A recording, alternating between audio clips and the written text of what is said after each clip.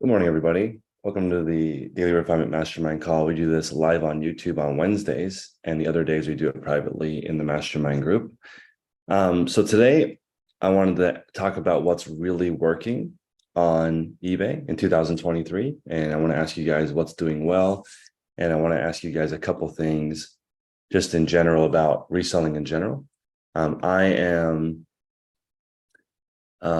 It's a new thing for me. It's Daily Refinement 2.0. I'm going to be a bit different moving forward. I'm actually going to not use any negative titles moving forward. I'm going to figure out how to just be positive the whole time and give people actionable advice to get better. Even though they'll get more views with negative titles, I'm just going to focus on things that work.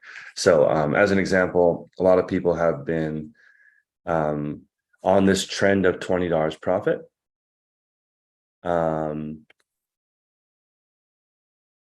And yesterday I went thrifting for the first time in a long time. I went out the closet with Taylor.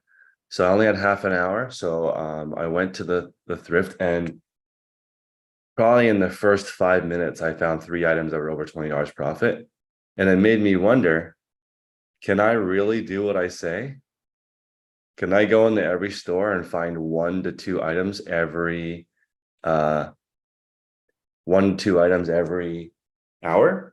But we got to take a short break here and put Isaiah on the spot because he's got maybe a little announcement for us.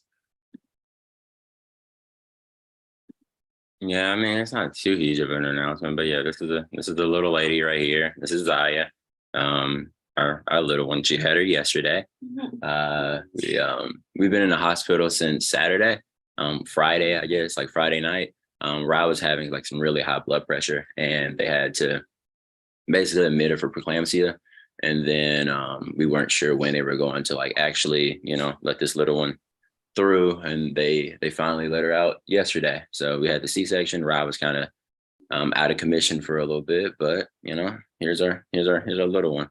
She's a little sleepy right now, but her eyes are open. She's pretty alert overall. She's just over here being great. She was 5'1" when she was born. 18 inches, all that good stuff. So I don't know. I like. Your wife was pregnant. I didn't either. Wow, Isaiah, you sprung a baby on us. Ninja baby. One day. Yeah, so You're there 2 she for is. 2. I called you out on it this time again, and you, Yeah, you that's told true. me it was your internet still. I knew It was my internet. I'm at a hospital, so it's not. Hey, I know. How did you- Congrats though, Mariah, Isaiah. Rise over The there. journey. So yeah, here's Wow, right. so Just a you're little dad? peanut, so cute. Yeah, she's so tiny, but and she has the cutest little cry too. But Is this your first? Yeah, this is our first. Yeah, she's super tiny. She's like miniature, Oh, but she's behaving really well with you guys. Like, she was upset, probably like 10, 20 minutes ago, but she's supposed to eat in like 40 minutes, so she should be good.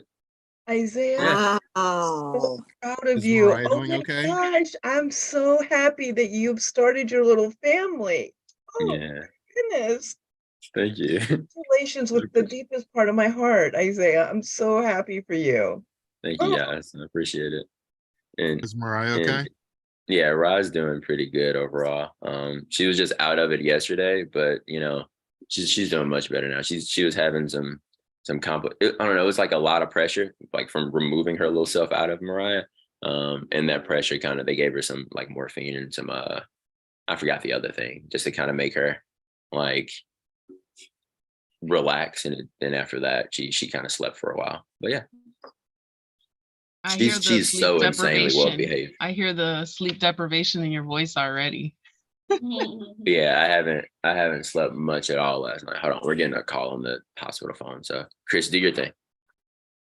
Thank you, Isaiah, for sharing. Yeah, Isaiah was worried about his eBay store and all that, texting me all through it. I'm like, bro, just be present.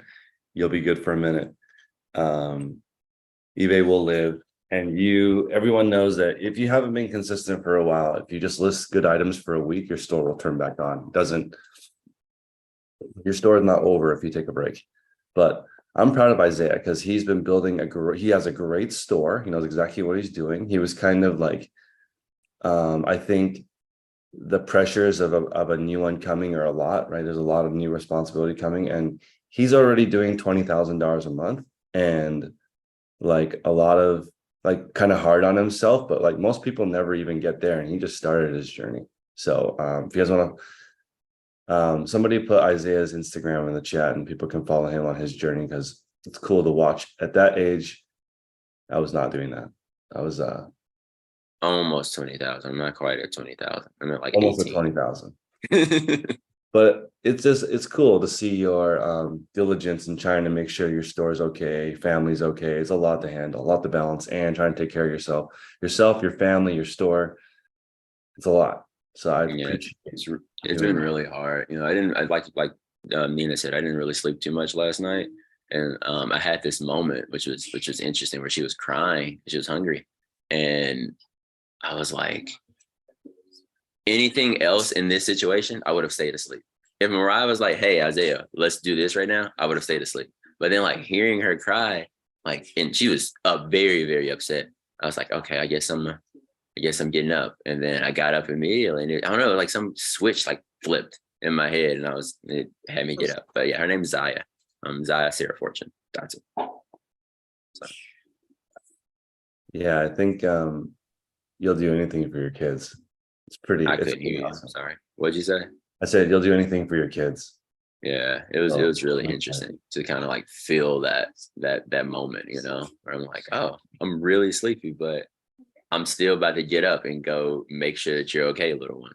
And you know, it's neat. So hopefully I get a little bit more of that in the future. And then we look at me a year from now, and I'm doing much better and trying to tackle this dad thing. But it was neat.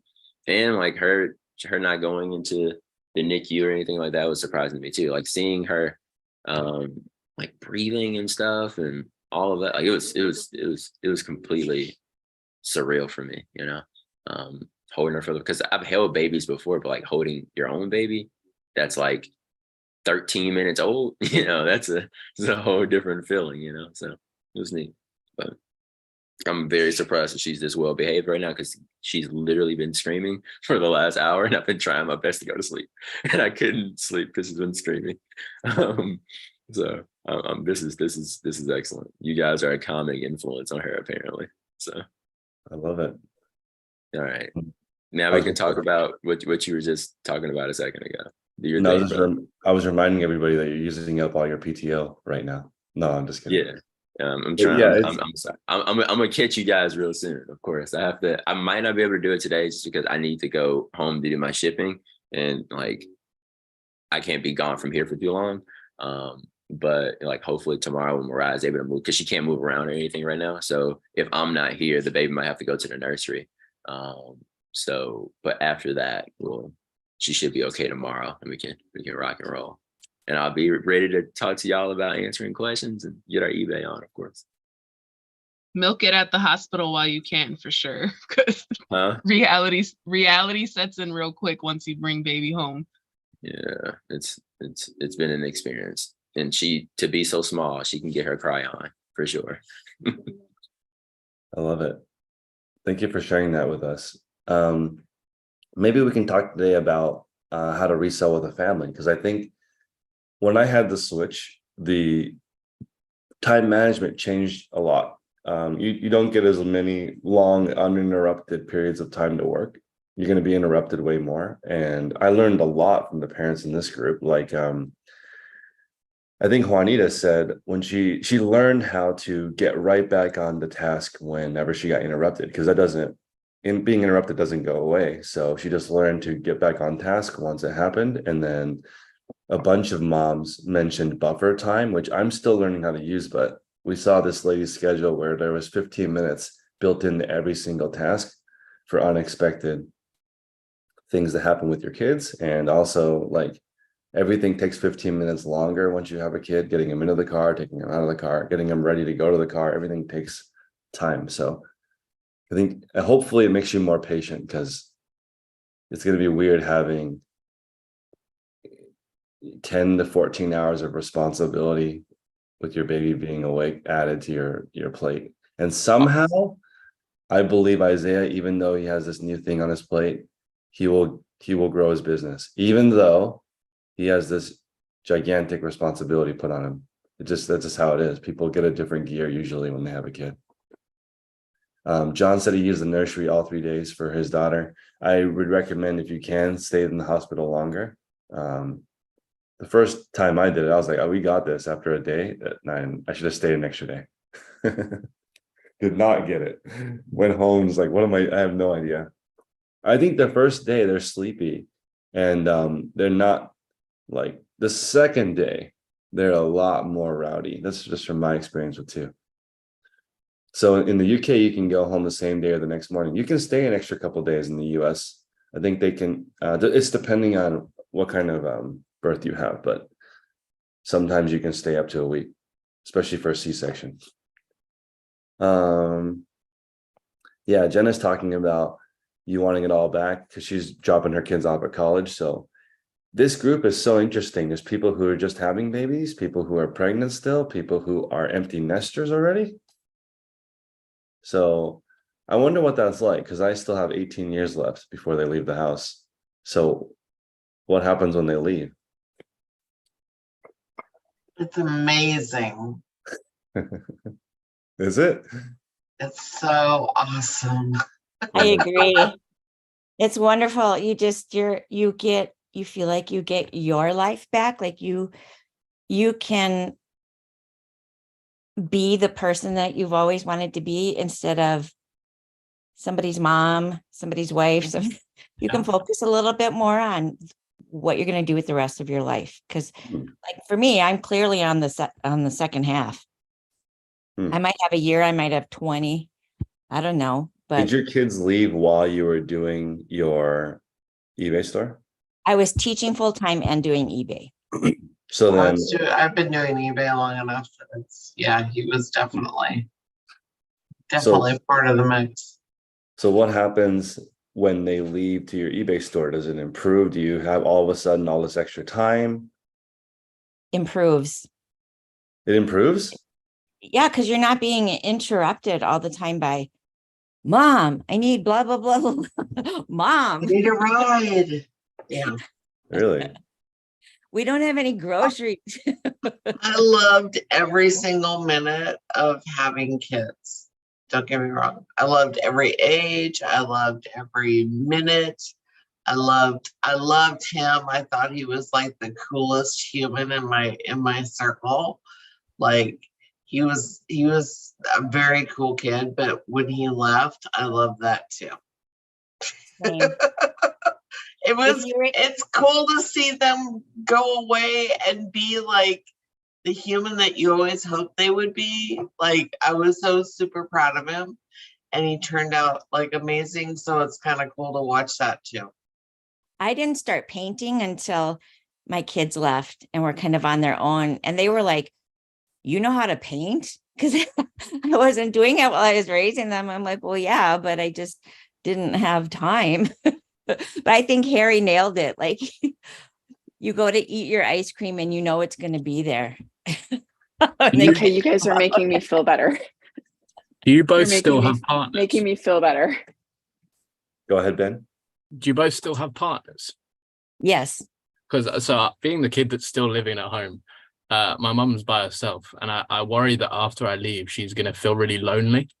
Yeah, I was a single parent. I was a single parent, Ben. It's weird because you like all of a sudden you're alone.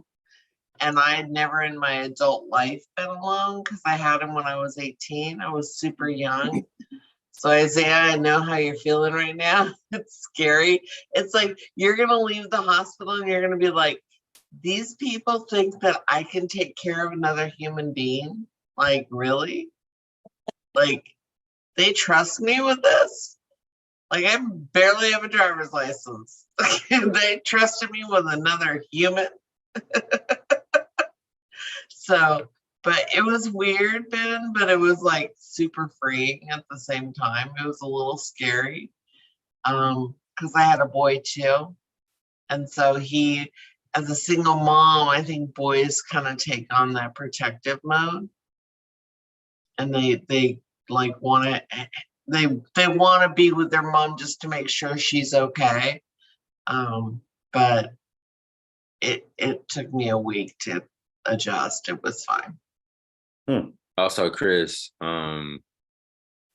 you're 100% right when you say there is no like watching the baby and working. Like you can't do both at the same time. Like really? I tried over and over again yesterday. And like if I'm doing work, I'm not watching the baby. And if I'm watching the baby, I'm not doing work. So it wasn't like when she's asleep, I can go ham and do some stuff. But if she's awake and like I'm actually in charge of watching her, nah, it's not happening. Unless I'm not paying attention.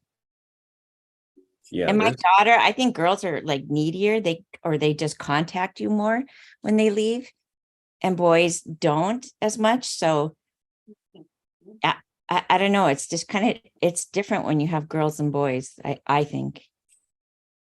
But easier to run the business with my son home than it was with my daughter home. But it's been great. I've enjoyed it. You know, she's fun to deal with.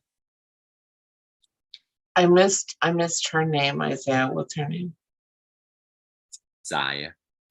Oh. Sorry, 1 second. She was beautiful. I saw her. Yeah, these dynamics are so interesting. Ben, my wife stayed with her mom for a while before we got married. I think that's a thing, like, you know, staying with your parent because it's just them. Yeah, there's so many different dynamics. It's just interesting with especially with half of families being divorced. So like this, you know, reselling is very interesting. Do you guys think that people resell for the flexible schedule? Is that the number one reason people resell? Because you can do it whenever during the day and earn money, but because everyone's schedule is so different. You may have to take care of somebody older, take care of somebody younger, take care of yourself. You could be injured. You could not get other jobs. But I just think if you're in the group just for the community part, which has been odd. So like you guys know that this month we've been saying that the white papers is free with a monthly subscription, but this month oddly has been the highest month of annual subscription. People just want to hang out. Like there's not people that do the same thing as you. So it's like when you have a job that you work at random hours of the day, it's not easy to develop any kind of friends or coworkers. But Christine? I was going to also add what Benjamin was talking about, being afraid of leaving his mother. For me, I ended up closing my private practice so that I could be available for my aging mother, because we have a good relationship, and she calls me every time she stubs her toe. You know, it gets a little hard, but it's almost like watching her get older. It's like having a child, and I don't have children. So it's kind of it's really weird, but she lives with my sister and she needs help too. So having eBay is fantastic because there's no way I could have run my private practice and been able to go to my mom's house on a dime, you know, because she's 45 minutes away. Or even if I was employed as a therapist in a treatment center, I wouldn't be able to just drop everything on a dime. So eBay is absolutely amazing for this particular. And I know, Michelle, you had a mom, you had to be available for mom toward the end too, and then she passed away. But yeah, eBay is out of this world for this time in my life. And that's all I wanted to say. I'm still crying over here for Isaiah. I can't stop it. Sorry, it's a beautiful thing. Yeah, I think if you have if you want to be like number one parent or number one son or daughter or any of that, you can do it in between eBay situations. Like you can even do, because a lot of people in the group, I was thinking about this earlier. Not only do people want to do eBay, they also want to share. The number of people who have a YouTube channel and an eBay store is really high. So like I think you can do everything. It just has to be, YouTube is another thing you can do in between things. So when people build their own life, They build it on their own terms, on their own hours, in between things, when kids go to sleep, before going to sleep. I would say number one advice for parents is before or after they go to sleep is where you get the majority of your work done. Or nap time hustle. But nap time hustle is not predictable because your kids they don't sleep like,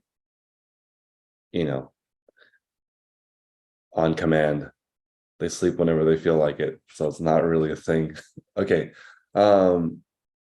So Kelly's saying her son graduated and moved. Yeah. I think flexibility is the number one draw for reselling for sure. And then I liked not being I capped. don't think it is. I'd say for most people, the number one draw for reselling and stuff online is being your own boss. Yeah. And not having to worry about stuff like that. And it's also that I think the idea of it's fun. Like for a lot of people, I think it's like idolized in a certain way. That reselling is a very fun thing to do, even though it's a massive grind for the most part. I think there's a lot of fun in it. But I think most people just will try and do anything but go to a proper job for the most part. A lot of the time they'll stay away from an office job or anything like that, or working at Starbucks as much as they can before they give in. I agree with that. Go ahead, Michelle. I got bored like at a regular job because I worked corporate America. I ran like learning centers. I did like big, important things, but I would get bored after 6 months because I knew what my job was. I knew I was going in there, and I was always under somebody else's head. And I was also capped at some point, and I didn't like it. I didn't want to be capped to an income. I wanted what I put out to come back and monetarily to me, because I've always worked hard. So I always wanted to be able to have the results be because of something that I did, and not because somebody, like granted me a 5% raise every year. Isn't that weird that a 5% increase in listings is going from 20 to 21? Isn't that like if you're trying to give yourself a raise, a 5% raise is most likely one listing. One listing. Yeah. That's so interesting that like if you do 10 a day, 1% is a 10% increase. They don't do that at jobs. You don't get a 10% increase for doing the same job. I wrote down that people do it for flexibility and control. I think Benji's right. Control their own destiny. Also, there's personal satisfaction in doing something on your own. A lot of people like refuse help. Like even if you offered help, they wouldn't take it because they want to do it on their own. And then oddly, financial rewards is the last important reason I think people resell, because they don't not care about the money at all, but the financial incentive is definitely part of it. I think there's a certain amount of like if you've got that entrepreneurial attitude of like, I wonder what I could do. I wonder what that could look like, and you don't really know when you start because you don't know what you don't know. But like it's kind of cool to think, I wonder what I could do with this. How big could I get this?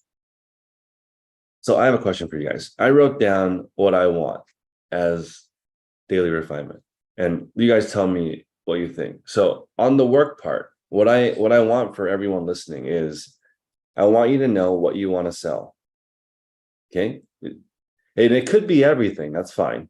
I want you to at least know. Number two, I want you to know where to find it. Okay. So like, what do you want to sell? Where can you find it? How much can you sell it for? I want you to understand your numbers so you understand how much profit you're making. I want you guys to understand how to get traffic so that you can, and how to rank higher so people can find your items. Then I want you to know exactly how long it takes. Then I want to teach you or show people how to repeat that. That's like the whole point. Reselling information is free. So our listing party on Fridays, I might change it so that people can ask questions, but the people who are using listing party for listing party, maybe you put it on mute. I don't know yet, but I want to help people learn how to sell one item for free. Like, once you can sell one item and you know how it works, then join the group. Because now you need to do it all the time. I mean, but if you don't know how to sell even your first item, or I cannot believe the number of people who cannot log in the eBay, can't set their email up.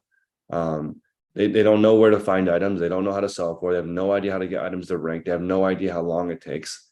They don't know how to, every single day is completely different. There's a lady right now that emailed me. She's on 19 different things. She has her own website, Instagram, Mercari, Poshmark, eBay, every single kind of live streaming, all together, everything added together, 6 sales a day, and 19 things she logs into every day. That's crazy. She's working 24 hours a day for 6 sales a day. She's everywhere. She's everywhere and nowhere. Because that's like and she has a job. So it's like there's so much going on that I just want her to narrow it down to just one thing, just sell one thing to one person. I don't know how you could be efficient when you have that many.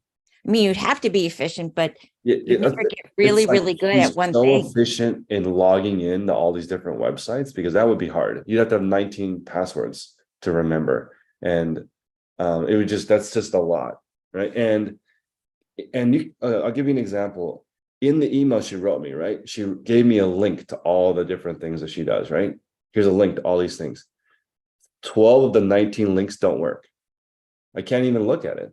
There's so much going on. There's so many handles and numbers. And if you mess up one letter, it won't work on a URL, right? So if she put .com, that would work. But if she put .c, .0, or like whatever, if she misspelled it, it wouldn't work. And there's so many errors, and it's because there's so much going on. So my guess is she's probably a pretty good picker. So she finds good items. So her items are selling, but not because they're optimized, just because she's got great items. And when you're gonna run into a sale if you're gonna be buying great stuff all the time, right? With 19 different things going on and 6 sales, that's not efficient, because you could get 6 sales on one platform in an hour instead of spreading yourself so thin. And she wrote to me, "Can you help me with my social media? That's what I want to fix first." And I was just like, it's okay. I mean, it just that imagine that effort focused on the one platform, how well she would do. She would crush it.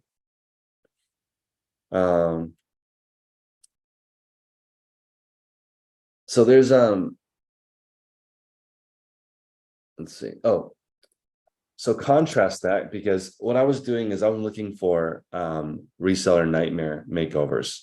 I want to find somebody locally that has like, I don't know, 2,000 items in their store and 1 sale a day, something like that, right? And then I can go over and I want them to list quality items in their store while we do my sold method to get rid of everything. I want to sell all 2,000 items, get them to have that cash back. Now they're going to start over and only buy $20 profit items. I know it can be done. I did it yesterday. And it kind of surprised me, because I walked into the store, went around to the different areas. Go ahead.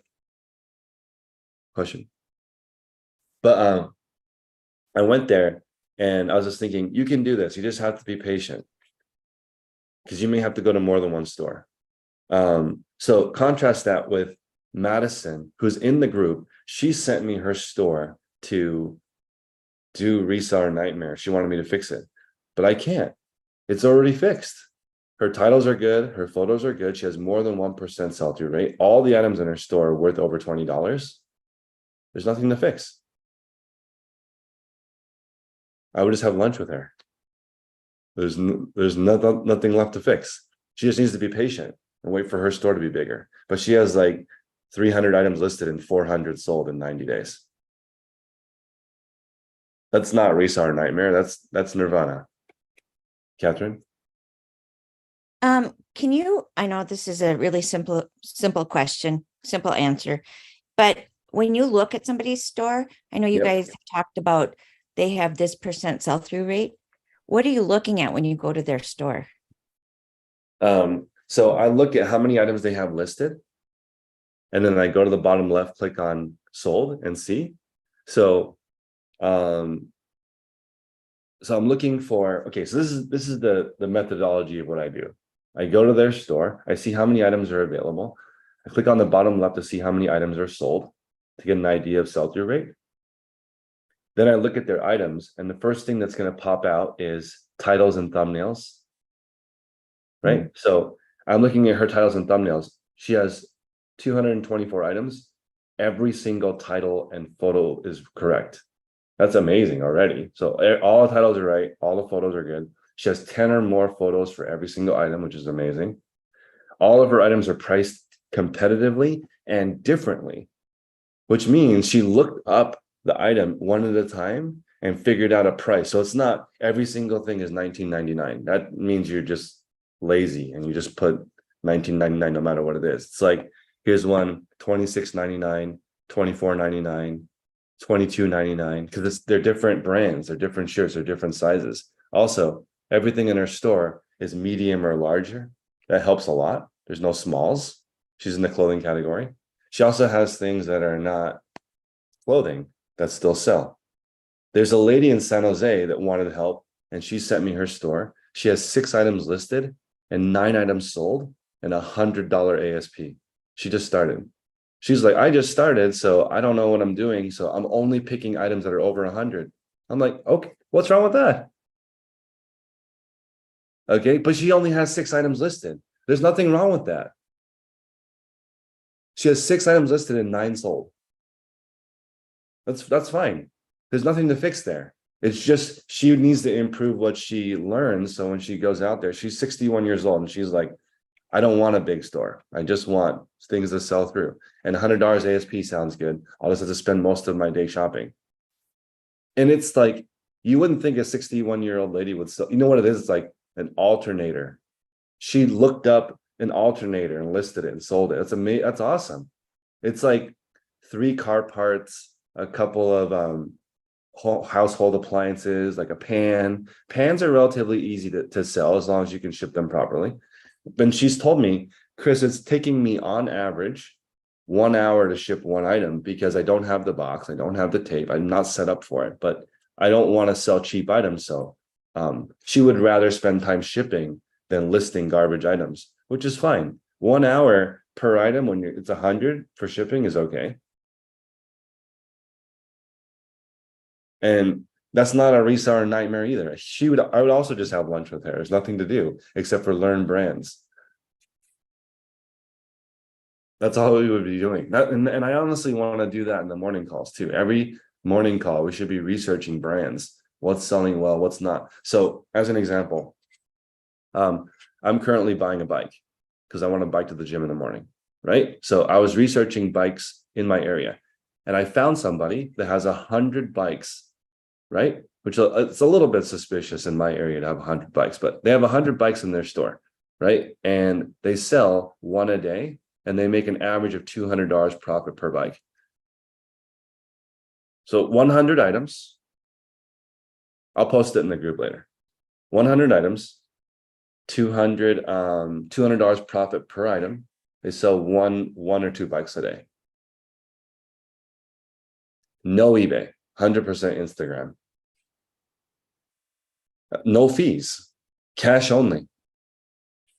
That's a great business, but you have to know what you're doing. So every single listing says, I restore every single bike that I buy and flip. Every single bike is ready to go. He has like what height you are, you'll be able to fit this, what you would use this bike for, a couple different options for you to buy if you don't like that one. He's a pro, he's a professional seller. 100 items in his store makes probably $6,000 to $10,000 a month. Yeah, sources at night. Exactly. He put, I collect and restore bikes, and I was wondering, where are you collecting them from? That was my first thought. But I'm pretty sure you can find them, because the reason why I'm telling this story is the same bikes that he is selling, you can find on Craigslist and still make a profit. I'll give you guys an example of a bolo, and then we'll go to Sarah. The brand, there's a brand called Priority Bikes. They make drive belt chains. Like they're known for having chains that are rubber, not metal. So there's no grease. So you can ride your bike and it won't mess up your clothes on the way to work, and they're not dirty and they last longer, whatever. That bike has a 100% sell-through rate on eBay. I'll show you guys. I'll show you. Okay, so Michelle, this is the same, or not Michelle, Catherine, this is the same way I would look at somebody's store. You ready? Let's do it. Okay, here's the bike. Priority bike, right? Then we'll go to Sarah after. There's some new listings now. So there's 15 available.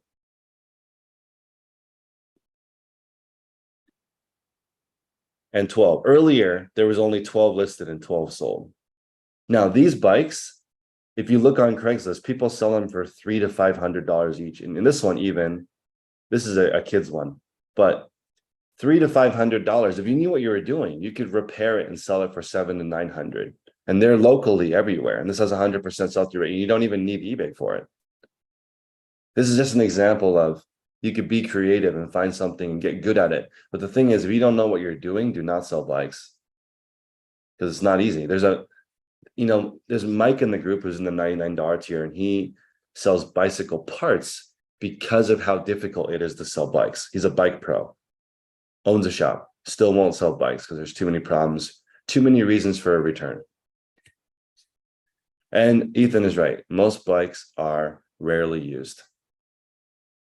100%. Just like most fitness equipment is rarely used. Are some of those stores like only bike stores? Yeah. There's one of the biggest eBay stores in the world is in San Jose. They do bike trade-ins. So they just have a store that's come here and get cash for your bike. Comes in, they put it on Bicycle Blue Book, which verifies it's not stolen. I mean, to the best of their ability. And then it gets sold. And they sell like 500 bikes a day. That's like a multi-million dollar company. But they have a way to get inventory to get into them. Does that make sense? They have a system to get people to bring stuff to them. Trade-in programs are really good. I wanted Brandon to do that because Brandon sells cameras. I don't know how to do that, but if you were the trade-in program for your local camera store, you would have endless cameras to resell. Just put a price for all of the cameras you would buy, what price, what condition, and then trade-in programs are great for resellers. It's a way to get inventory, but you need to be a pro. That's the key. So when I went with Taylor to the thrift, the items that I saw that were $20 profit, I knew without looking up. So that's a huge, and so Taylor looked it up. Two of them I paid 10, 10, and 20. So I paid up. They were expensive. 10, 10, and 20. One was selling for 70 to 90, and the other two were selling for over 50. So my last video I posted yesterday, the $46 rule, I was just thinking, okay, you know what? 13 items, Tech said is 6 figures. Everybody wrote that down, right? 13 items, $20 profit, that's 6 figures a year. Now, for me, in my model, I have to sell an item for $46.01, including shipping and tax, to make a $20 profit, assuming I pay 8. So in my mind, I'm thinking I'm just going to round up to 50. I'm going to look for $50 items at the thrift. It's going to be hard, even in California. So you're going to have to go to more than one store, but 13 in a day to make 6 figures. Are you serious? That's totally within reach. If you're willing to travel. If you're on a farm, maybe not, but you got to drive to a city and find 13 $50 items. And if you want to just make $1,000 a week, that's only 7. So anyway, for me, 13 $50 items will be the goal for me going out. And good morning. The goal will be like this. I think everybody can relate to this. Would an extra $500 a month impact you? Probably. And if not, then what about a $500 budget for groceries today? That's a lot. $500 tank of gas, groceries. So anyway, that's what I want to move towards. This 13 times $20 profit goal. Can I actually do it? Now that I have more time, I'm going to go out and see if I can do it. Let's go to Sarah. Question?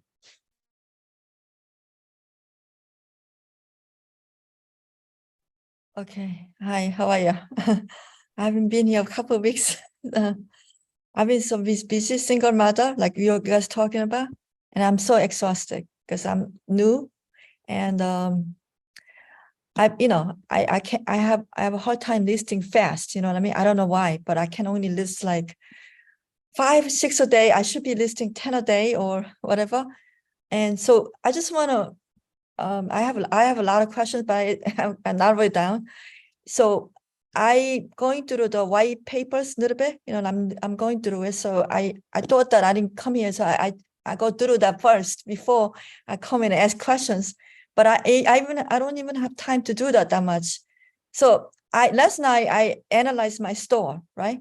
Like in the paper, because I don't know how to do, I didn't get into spreadsheets yet. I got to get into you guys' spreadsheets, put it in. So I did it in my hand. So I started this journey about 3.5 months. So 105 days, right? And I have in the store right now 270 items listed, and I sold 116 pieces. Okay. So and then I looked at the numbers. The money that I spent on the inventory, I got it back. I spent I spent $5,800 so far, and I got the money 5,900 something. I got it back, sales, right? So I have about 300 items in the back. You see it? And but I would say about 100 items no good. I don't think it's not good items, because in the beginning, and I bought the wrong stuff. So I have about 200 items okay.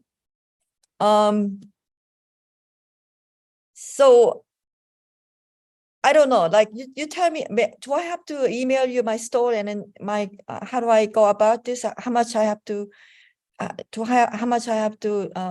list, and then how much, my goal is to get like at least right now for 10 a day sales. And so I want to know like how many I have to be in the store, how much I have to list, and I don't even know how to rank highest or traffic. I went through with Michelle some, how to make it optimize my, the what's more called the listing, and it helped me a lot. I did that, but like I looked at the eBay. I have eBay and Poshmark. Actually, sometimes Poshmark is better than eBay. I don't know why. So, but eBay, I looked at the things, and I don't have enough views. Like some of the items, I have no views and one views, and I'm getting good stuff, like more than $20. I'm getting. So I know how to help you, but I'm not sure if you'll take my advice. So yeah, I would take it. I would take it. You need to just do one at a time. So a lot of you during that, when you just presented that idea, you said a whole bunch of times, I don't know why. You should know why. The reason why you don't know why is you're moving too fast. You need to take your time and just do one listing at a time and post in the group. This is my latest listing. It took me 15 minutes. And what do you think of my pictures, my titles, my pricing, my item specifics, and learn how to do one listing and how to rank one listing. Nobody can help you do your whole store because it has 200 items in it. You'd have to do that exercise 200 times to find out how each one ranks. So you have to just take your time. Your goal of 10 a day is not realistic right away because you just started. 10 a day is my goal, and I've been doing this for 10 years. Oh, okay. Like in the beginning, you got to start with one and figure out all those things you said, I don't know, you need to know. I know why a listing will get views or not. I know how to make it rank higher or lower. I don't think about my store as a whole. I only think about it one listing at a time. So for you, the best way to use the group would be to post one item and say, what do you guys think of this one listing? And learn when people say, oh, your title could be improved, or your pictures could be different, or your item specific could be different. And then the next time you do a listing, follow that advice until, right, there's no more improvements left. Like the lady who gave me her store, all 224 items in her store are the same. Same title structure, same photos, same item specifics. Every single one, she figured out the price. She probably has 10 sales a day already with 200 items in her store because She took her time and she did that exercise 224 times in a row. So it's just one at a time. If all of your listings look different, you'll never learn anything.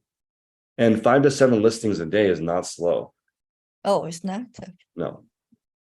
But Anything over 1 listing a day and your state at your level is too fast. Probably you should just spend the whole day learning one item, and then you can say, Chris, I know exactly why this listing doesn't have any views, A, B, C, D, E, and then fix it. But if you don't know, you're moving way too fast. If you don't know what you're doing, why would you list more items? I would just take your time.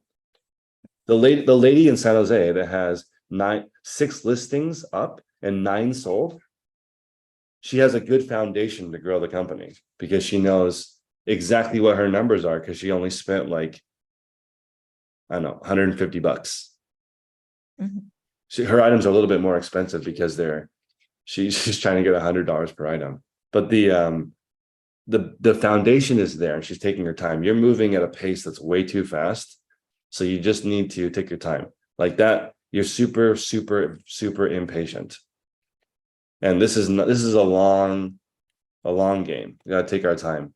Like you can't, like all the things that you brought up earlier, I understand all those are very challenging, but you can't fix it overnight. It's gonna take time. So gotta be patient, learn from me, be more zen, and just take your time, one listing at a time. Everyone in the group would be happy to help you one listing at a time. Post it and tell us what you're working on. Hey, I just posted this listing. I'm working on my titles. What do you think?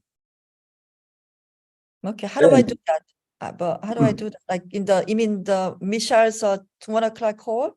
No, I'm saying, or in general, even on this call, you could give us one listing. Okay. And then tell us what you're trying to do. We can give you feedback. And then when it's set, that's why I was thinking this group is if you know how to sell one listing for $20 profit, this group can make you rich.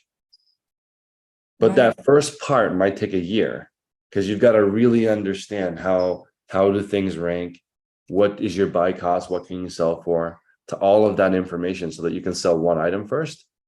Then this is going to sound crazy, but you don't do anything different. You just keep doing that over and over again. I didn't learn that until recently. That's why my Poshmark goal is 10 a day, because I just want to make sure I'm doing it right. Later, I can make it bigger, but I want to make sure I get at least 10 sales a day. I know what I'm doing and then go up. But if you say, here's my store, fix it, that doesn't work because there's no way.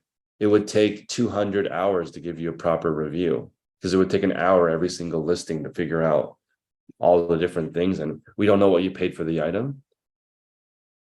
So there's so much to it, but just one at a time, one listing at a time, take your time. Be the lady in San Jose that took a month to list 15 items. That's not even one a day. That's one every 2 days, but they sold. So that's going to help you a lot to slow way down. Priscilla, go ahead. Quick. I just fixed, but I went to 2 weeks ago. Michelle showed how to fix in the group. I posted like 3 items. So they showed me how to fix it, So I fixed all 270 items. And then I got like some sales, like all of a sudden I got like 20 something sales. And then it slowed down. But I just want to know how to, I guess I have to learn more, like how to get higher traffic and rank higher. But one at a time, one item at a time. Okay. Because then you actually can, because it's going to be the thing. It's different. Like one item is going to be different from another item. So that's why we recommend to sell similar items so that you don't have to relearn everything on something different. But go ahead, Priscilla. Good morning, Chris. How are you today? Hope things are doing good. Quick question I have tons of questions today. And I just wanted to tell, thank you so much for everything. This month, I'm going to hit a milestone, 2K, and the month's not over yet. So thank you so much. I really appreciate that. Well, I guess one is about Patreon. So our call with Tech was yesterday. I was driving in and out and I couldn't finish the whole thing. When would that call be usually available? This morning. So it's usually available the next morning. I update them on these calls. So I'll update it. Great. I'm excited to hear it. the next one is could you talk about the promoted listing on Poshmark? Because I was on their beta, and I'll just tell you a little bit information. They recommended $70 per week for my store that has 1,000 items. So we all know my store right now sucks. So now I'm going to my next plan, how to make sure that I fix it faster, which is the idea was from yesterday, and I really like the call from yesterday. So they're saying $70 for 1 week, 1,000 item. To me, in my mind, that's 70 cents per item, 7 cents, like less than 7 cents per item. So what do you think about the promoted closet beta? And then I have tons of questions, so I'll just wait for that and then maybe get another turn. Thank you. Okay, so this is the same advice I have for promoted listings on eBay. So you should already be getting the sales you want with no promoted listings. Then, if you want to pay extra to get more sales, you can use promoted listings. People are using promoted listings or promoted closet to get sales. That's not how you should approach it. You know how there's people on YouTube that say you don't need promoted listings? They're right. You don't need promoted listings. You don't need a promoted closet. They're for extra sales, not to get sales. So for me, I already have 10 sales a day on Poshmark. If I turn on promoted closet, I will get more sales. And I have to determine, is it worth the $70 for those extra sales? I'm paying for more sales. Paying to get your original sale doesn't make sense because you're already not doing well. If your store sucks, definitely don't pay for promoted closet, because then you're going to get sales just to pay that $70 subscription. That doesn't make sense. Poshmark is very forgiving. They don't charge you for listings that suck like eBay. eBay will charge you 10 cents till you die. They will take that money from you for taking up their bandwidth. Poshmark, you can post your item for a year and it doesn't sell and there's no problem. But on promoted closet, right, if you're paying per click or for any of these programs, it's not to get sales, because people will say, I promoted my whatever and I don't get sales. That's not how you get sales to begin with. It's just to accelerate what's already working. I actually think it'll make it worse. If your store is already bad and you add promoted listings or promoted closet, it's going to get worse because you're already it's like bad plus bad equals horrible, because you're just more unfocused because you're adding this new thing. It's like, hey, would you also like to learn how to make pretzels today? It's so different from what you're normally doing that it takes you off of the main thing, which is listing quality items on Poshmark. You don't need promoted closet. It's extra after you've already made it. You can add these promotions in. I think that people think that these tools and these there are 9 promotions on eBay. All 9 of them cost money. Promoted on Poshmark is the same. It costs money. In the beta program, some people got to use it for free, right? And then they complain that it's no longer free. That's just so interesting to me. The internet works with paid ads. Like, it works because you pay to get traffic from somebody else.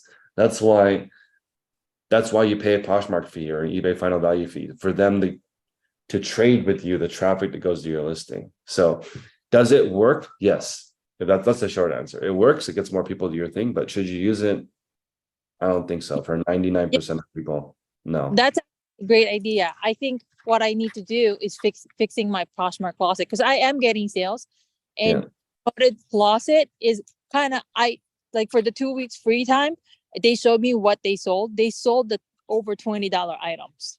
So, which is awesome. Only I think one was not the over $20 item. So I really liked it. And to me, it's kind of cheap, but the problem is my closet has problems, which is your exact point.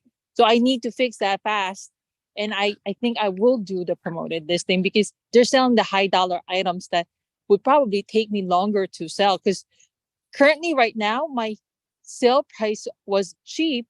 And I'm sorry to say this, hopefully none of you guys are my store followers. And that's the kind of following that I have that are looking for cheap stuff. There's just nothing wrong. It's just that I can't make a living out of that. I mean, I would be poor if that's my only sales price, unless I get so much more of that.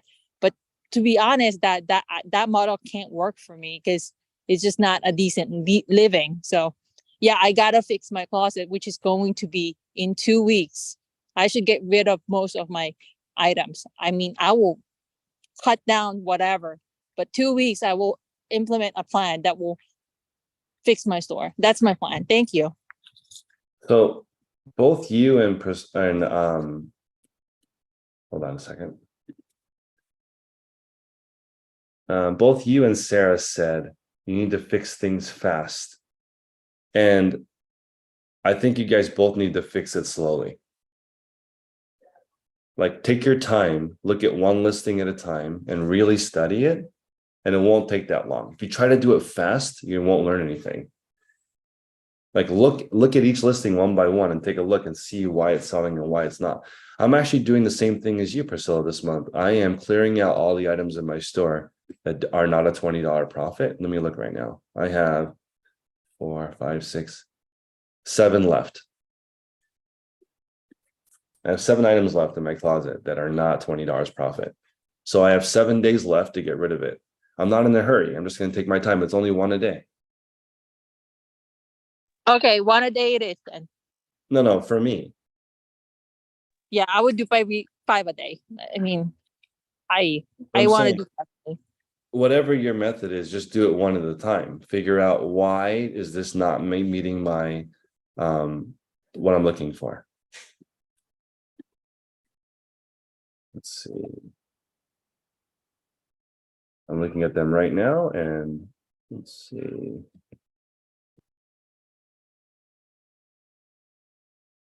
Okay.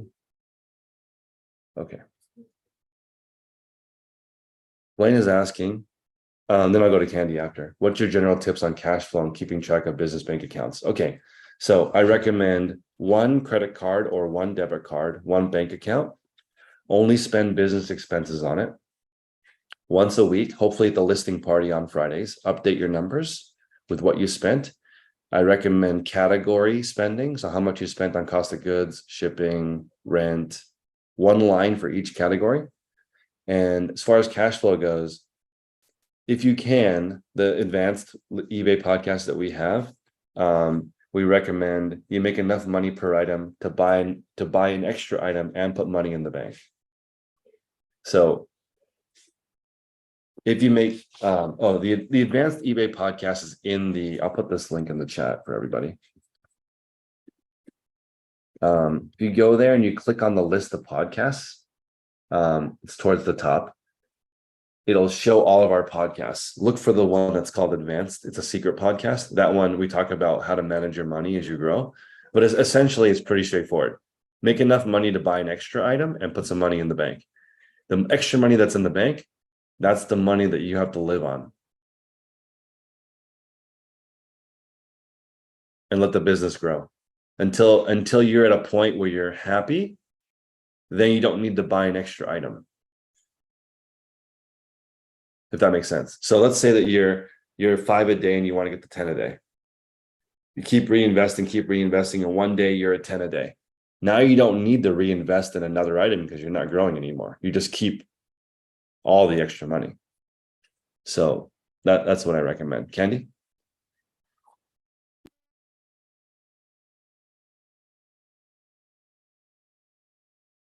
Hopefully. Hello, good morning. Cool. So my question is, are you hearing me? Hello? I can hear you. Okay, perfect. So my question is, when you were in the storage unit, right? Yep. I know you were in the last one had power. Yep. What did you use for the one before the power? What did you use for a power supply? Like how much amp? I used a 500 amp Yeti power bank.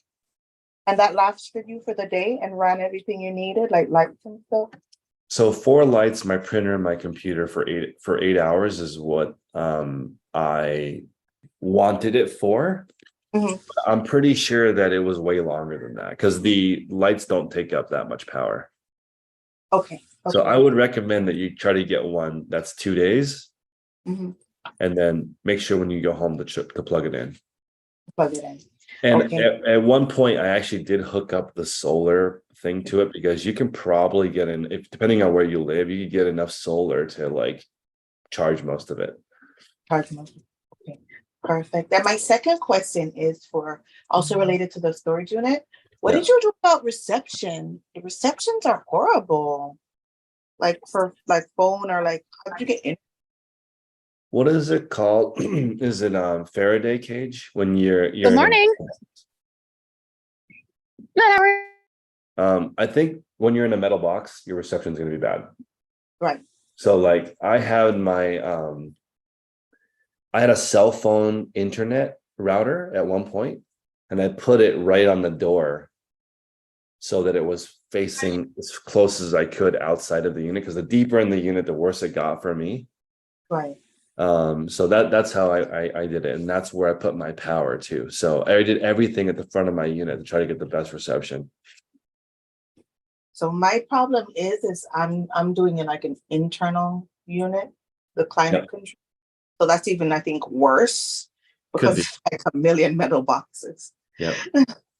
So what I recommend for that situation probably is you only take photos in there. Got it. Yeah, because it's hard if the photos don't require any reception, then take your memory card and then list somewhere else. Got it. Okay. Listing somewhere else is so much more enjoyable too. True. Somewhere more comfortable. Okay. Yeah. Thank you so much. I'm so glad. Thank you for asking that. A lot of us have gone through the house to the storage unit to the warehouse or whatever you go to and seen the different comparisons because I've even done the don't cancel me, but I put I used the plug that was in the light bulb like for a month before they yelled at me, and then I got my own power, and then I found a unit that had power, which took 6 months. It's not that easy to find a storage unit with power. They had to have a different license in California. A residential storage unit most likely will not have power. The one that I was at, it has a light commercial license. So not only do they have power, you can work there. You guys, if anybody at a storage unit where they tell you can't work there, but you work there anyway, that's because they don't have the right insurance. Carl? I've been listening to Sarah, and I have a thought. Sometimes everyone wants to analyze why an item isn't selling. Yep. How about doing in reverse? How about look at your sold items and say, why did this item sell? And go the opposite direction. Because you had a success. We're always, and I'm not saying as a group, but it always seems like we try to analyze our failures instead of our successes. Yep. And I understand I understand her frustration, but yet, wouldn't it be better for her to, or anyone in her situation, to just come to the group and say, I have one item that I sold, and I'd like you to look at it and tell me why you think it's sold, and then replicate that over and over and over again instead of replicating failures that will never sell probably, or will be lost in the eBay purgatory, as I like to call it. I just wonder if there's a different way of analyzing products. I remember when I was a product manager at Velcro USA, we would look at products and say, why isn't this selling? Well, we'd go over and over and over. And instead of saying, why does this item sell every day? Every day in Walmart's and Joann's Fabrics and whatever. I just think sometimes we're doing it wrong, looking at failures. So just a thought. I agree with you because Sarah has talked about all these sales that she has, right? So why don't we look at those? Why did those sell? And Exactly. then keep doing that, and then just don't do the other things. Benji? I feel like surely the best way to go about it is doing neither of those things, but comparing them to each other. Because you can look at all the things that have sold and not know why they're different from all the things you've not sold. Because if you only look at your successes, you can't find the flaws because you don't understand why they sold, if that makes sense. You can look at it and see that these things are selling, but have no idea why. But if you then compare it to the things that aren't selling, and all the stuff that's sitting around, and you look for the difference in the listings, the type of items or whatever, you're much more likely to get an idea of what the differences are and kind of why they're sitting around. Yeah, I think I look at every listing individually, like for that reason, to try to figure out, is this good? Is this bad? What could be better? What could be improved? And I think, Sarah, let me give you an example. In my Poshmark closet, I listed 10 shoes and I went to the shoe call and I asked them, what do you guys think? And they said, well, they had like 60 different ideas for me. So then I went and I adjusted all my 10 shoes, and they were like, okay, some of these are personal preference, some of these are not personal preference. You can pick this or whatever. I also worked on my photos. Then when those 10 shoes I was happy with those 10, I listed 2,000 or 3,000 shoes exactly the same way. That's why I mean, start small. Don't start with 200 items, because then it's hard to do what Carl said and look at one item that's doing well, or do what I'm thinking, which is look at each individual one, or do what Benji is saying. You can compare. When you have only 10 items in your store, it's easy to compare what's working and what's not. Let's go to Alicia. Hi, good morning. I guess I'm struggling with the concept here, and I'm sure you guys have addressed it many times over the years. But I'm struggling with the idea of promoted listings. All of my life, I've really been I'm a play to win kind of person, not really pay to win. And thinking about Poshmark kind of introducing the promoted listings as well, I'm just kind of struggling with being okay with that, because in most things I'm not okay with that. So can you explain to me how to kind of move forward with it? You said you want to play to win? Yes. Okay. I want to play to win, but I don't want to pay to win. I don't need $1 million in sales. I don't need the most sales. I just want to do the best that I can without having to pay them extra for, in my opinion, what I'm kind of already paying them with sellers fees. I see.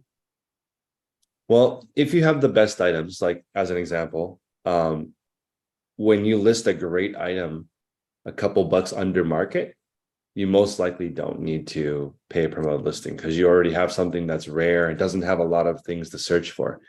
If you are selling common items, the only way to get a sale is to have optimized everything, a massive store. And it's like Benji was talking about earlier, it's a massive grind if you have just regular items, because to win with a regular item, I believe you have to pay.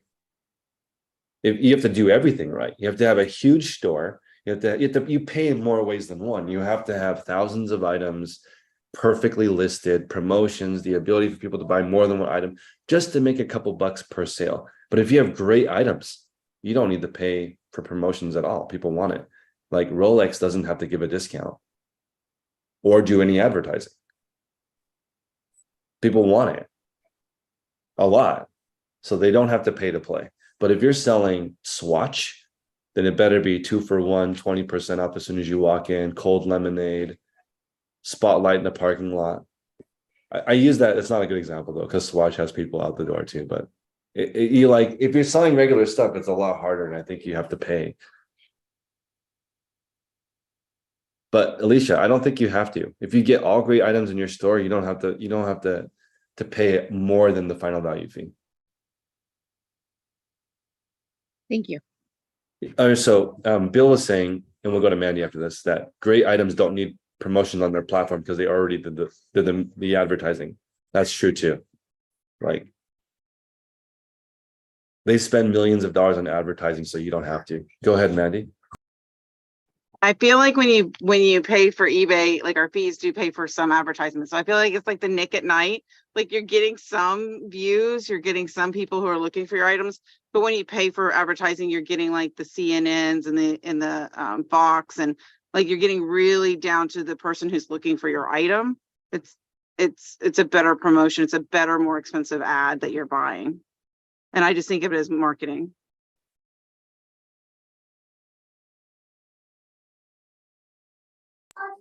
Thank you, Mandy. Becca?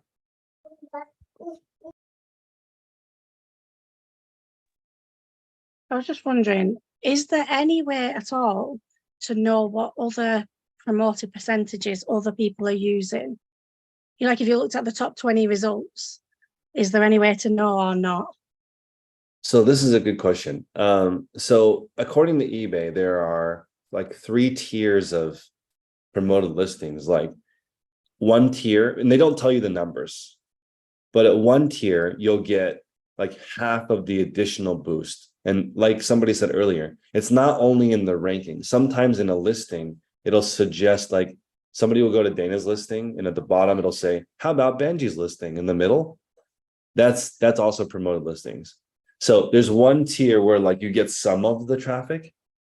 Then there's another tier where you get most of the traffic. And then there's another tier where you get all of the traffic. And sometimes it's only 1% different from these 3 different tiers.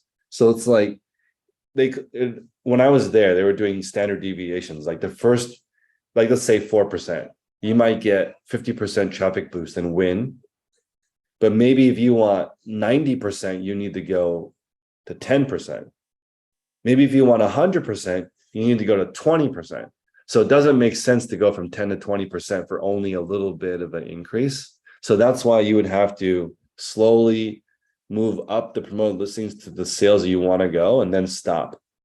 Because otherwise you won't know for your category what's the best place to do that. And also Benji was talking about my promoted listings analogy of Coke. Coke gets half of their sales from promoted listings. So the end caps where you check out, or at the grocery store, they pay for the right by the register placement. Half of the sales are that. So I mean, it's billions of dollars they pay for that placement, but it's half their sales. And that really surprised me. But I do know that I had never heard of this. I'm going to ask you guys if you've heard of it. I've never heard of it. It's I'm going to get it for you guys. But while I'm looking for that, let's go to Kayla. Good morning. I'm going to show my ignorance with this question, but can you explain to me how, like, on the topic of promotions, getting more eyes on your listings, is that going to boost your store overall, or is it when people actually click on your store, or is it the sell-through, or is it all of it together? You mean more listings or more views in general? Yeah, like, so if you don't have promoted listings and your views are lower than somebody who maybe has a comparable store, yeah, is your store going to be lower in the algorithm than the person who is using promoted listings, just simply because they're getting more views? Yes. Okay. If you use promoted listings, you'll rank higher in everything. So here's the drink that Tech recommended for me: Tahitian Treat Fruit Punch. Have you guys heard of this? It looks like this. I don't know if it'll show up. It's like Tahitian treat, dude. I grew up on that stuff. It's amazing. Okay, so I've never heard of Tahitian Treat Fruit Punch, and that's because I've never seen it. And Tech was like, you've never seen it because it's lower than your eye level. So they don't pay for the placement that Coke does. So you've never even heard of it, but it's there. And I haven't looked for it yet, but he thinks it's here in California, but I've never seen it. I've never even heard of it. It's a Dr. Pepper product. Hey, Chris, I've never heard of that either. And I'm in Maryland, and I look at all the sodas for sure. It's called Tahitian Treat Fruit Punch. I've never heard of it, but I've never heard of it because they didn't promote it. But Kevin, though, you have Cure Wine where you're at, though. I didn't see Cure Wine until about 10 years ago. No. I believe you guys saying is valid for sure. I'm just wondering if Tahitian treat really is in California. I just haven't seen it because it's on the bottom. She said, or Dana says it is. So it's there. Just like that chocolate bar that looks like antifreeze to me, the 0 one with the silver packaging. What is that? And Isaiah sent me a couple and they're pretty good. But I would have never seen it. It looks like, honestly, it's silver with blue packaging. I don't know. How could you assume that's chocolate? Max, go ahead.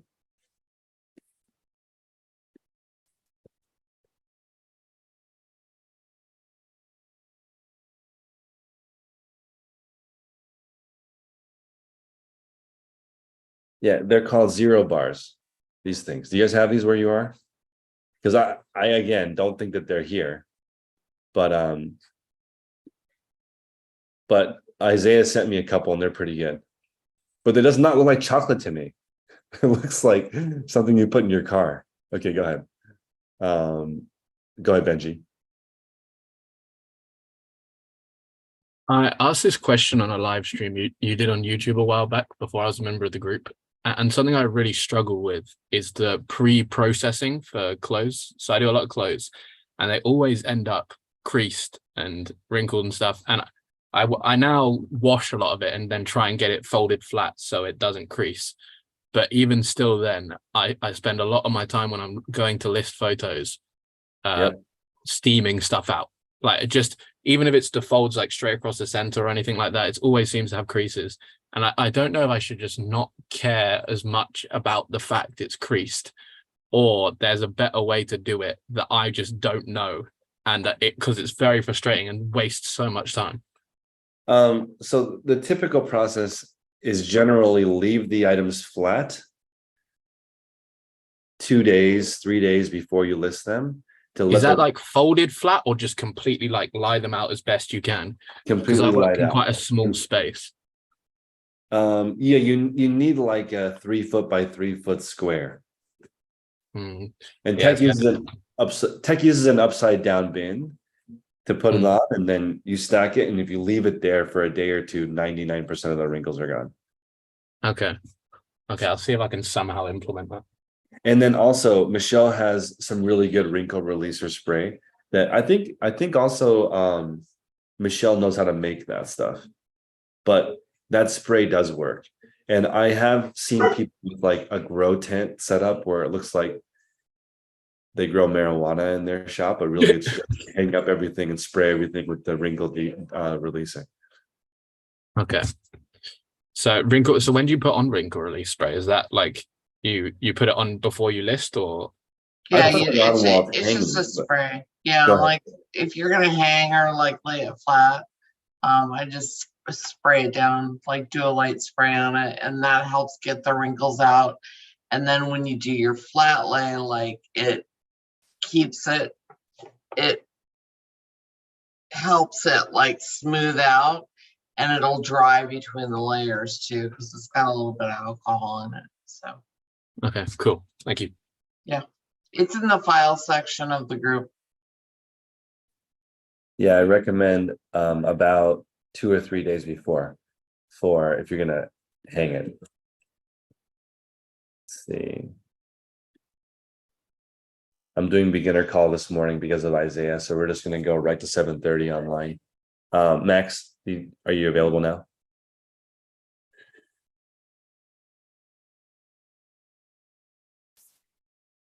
Let me get the listing party. Yeah, sorry. Go ahead. So in the white papers, in the listing lesson, I meant to ask Tech this last night. I'm not sure if you have the answer. So all the listings which shown are shown to be copied from self-similar from another listing. But what if you're switching categories or you're starting a new listing, you have nothing thing? Is the recommendation to start a template to sell similar off of something kind of similar, or create a listing from the, the go into the thing and create a listing thing? So the recommendation is to, when you're first listing an item, or at least this is my recommendation, is to go through the listing manually and just fill everything out one by one. So Then, the create a listing, right? yeah, just a fresh listing and do it from scratch and learn what all the different things mean and click on the little informational button that eBay has and learn what they're asking for all those things. Thank you. Yeah. I still have not seen Tahitian treat fruit punch in the wild, but I'll have one when I'll find one. So Michelle says also to not sell similar off of other people's listings. I personally don't recommend you do that. I recommend you start from scratch, but I feel like most people sell similar off of somebody else's listings. That's not what you should do though, because you won't learn how to fill it out. Is that why you recommend that, Michelle? No, it's because it carries over some of their weird stuff. Yeah, So that's like it adds another business policy. It makes kind of a mess. Yeah. And I honestly believe that there's like stuff on the background on eBay that when you pull from somebody else's listings, that it pulls some of their stuff along with it that you don't necessarily want. So like some of their search, like if somebody were to search their old listing, even if you change the words on it, that it could pull some of those old search terms. The item specifics are usually screwed up. Like, just don't do it. I will sometimes though copy a title if there's some specifics in the title that oh yeah, I didn't know the item would do have. I Like, wouldn't have, and then it goes faster that way. copy and paste. Like if you see a title that works really well, copy and paste it. That's cool. Right. Yeah. But don't And I do might a have to move some. similar off of their listings. Yeah, I might have to move some words around to put them in the right order, but they might have put something in the title that I was like, oh, I didn't know that's what the style was called or something. Right. I agree with you there, Catherine. I do that all the time. If I see a keyword that I like or whatever.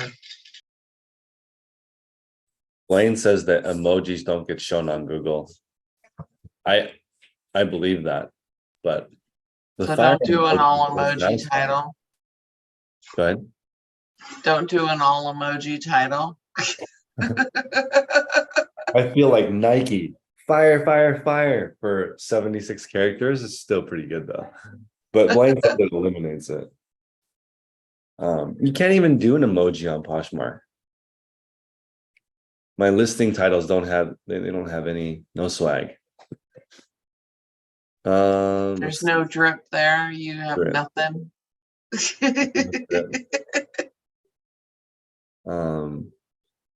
Yeah, I've seen some amazing outfit of the day Instagram reels that I'm gonna start integrating for marketing for my store. I think you should display an outfit of the day, Yeah, I should. Chris. I think you should. Remember that one YouTube video that you did when you were wearing like the long leopard coat? Yeah, I did well. You should do an outfit of the day when you do your lives. Yeah, I enjoyed that. I don't know. I mean, this is public, but I have never enjoyed wearing women's clothing, but I do like those long, I do like long leopard coats for some reason. Those I do like. Because when I was in high school, we did that for charity and it was okay. But like the long leopard dress, or not dress, the long leopard jacket, those are cool. I don't know if those are like unisex, but Candy?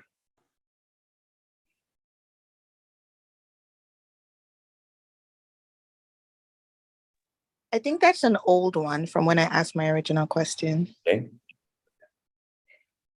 Oh, okay. All right. So guys, this blew my mind. I watched the Chinese live stream yesterday. Okay, so you guys know I sell lots on Whatnot. So I'm trying to sell 4 to 5 items at a time. I saw a Chinese streamer. This was so unbelievable. The way the camera was set up, there were 3 girls on the stream. And I'm sorry, there were 4 girls on the stream, 3 on top, like in a triangle formation, and 1 on the bottom. They were changing into every outfit. So I sell lots, but I hold them up.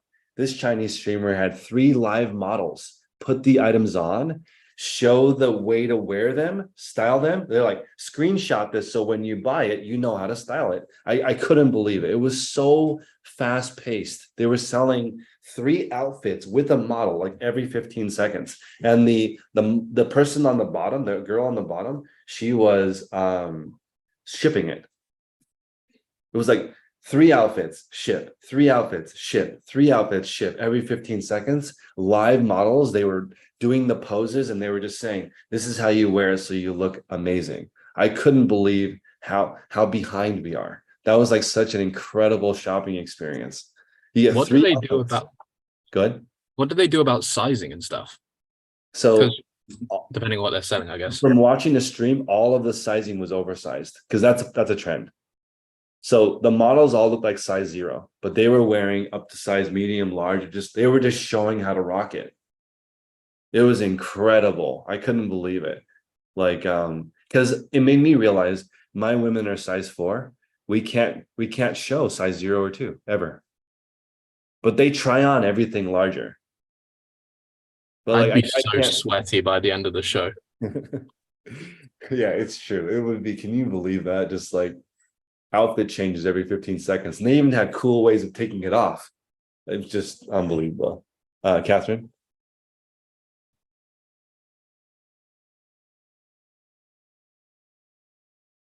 Catherine? Yeah. So earlier when I asked about looking at a store, when I go and trying to figure out their sell-through rate, when I go to a store, can you just show it to me? Because I can't find going to the bottom left and seeing what's sold. I'm not finding the solds. Sure. Let me find a store for you. And we'll do it together. Okay. Thank you. I want to find the lady that has the car parts, the grandma. Let me see if I can find it.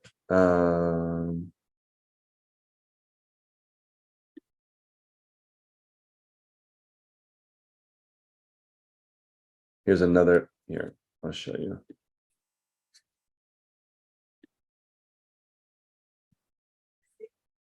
Let me find one.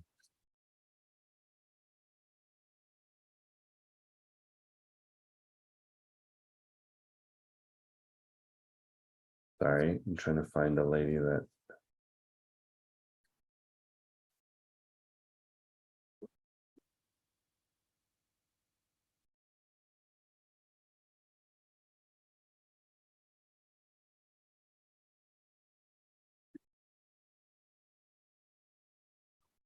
Okay, here we go. Here's a lady from the group, because I have to be careful about showing people stores because I don't want to offend anybody. So I'm only looking at stores that people are okay with me looking. Okay. Okay, so here we go. This person, I think they're doing a great job. Right here it says 224 results. Scroll and you down. went directly, wait, you went directly to their store? I went to their store first and I clicked on seller other items. Okay. So to this page, 224. Then down here on the left, it says sold. 77. So here's an example of something. Wait, where do you see 77? Right here. Okay. So according to this, they have a 10% sell-through rate. They only sell 25 a month with 250 listed.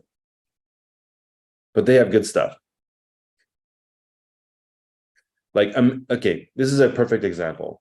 A double XL Arizona Cardinals Nike hoodie. That's great.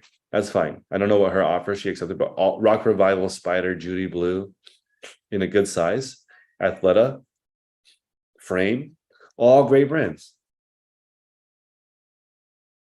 She listened.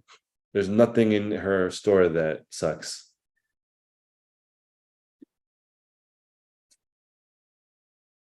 And she's in Utah. Nothing wrong with Utah. There's rich people there too, but it's not in a big city. I wouldn't call Utah a big city. Let me see here. Let's see.